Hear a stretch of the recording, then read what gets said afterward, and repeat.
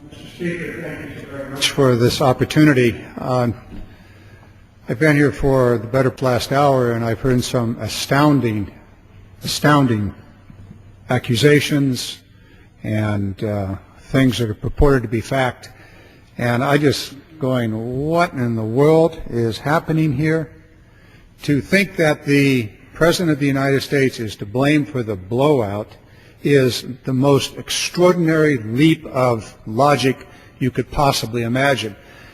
For the last 15 minutes, we've heard about the President didn't do this, the President didn't do that, the experts were not assembled. That's just not true.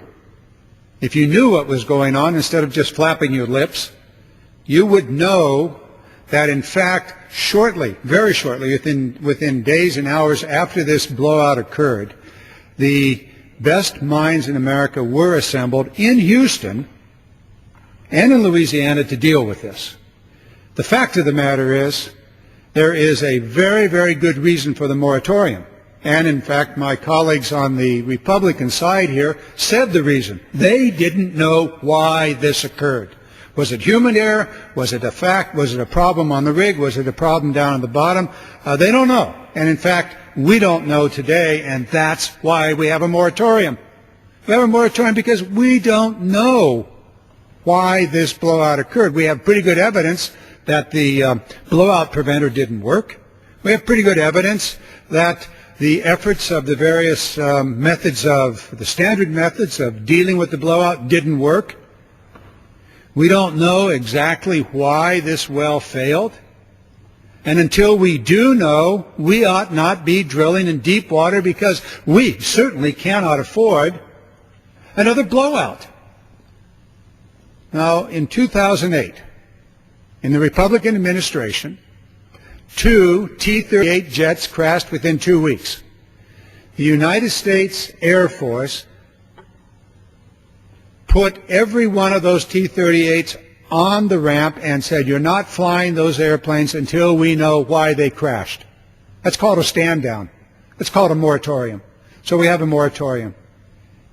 BP's to blame for this.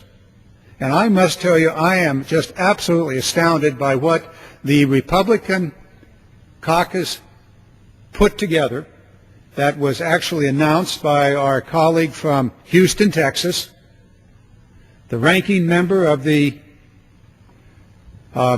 House Committee, when he apologized to British Petroleum because the President demanded that British Petroleum put together a $20 million trust fund to pay for the damage.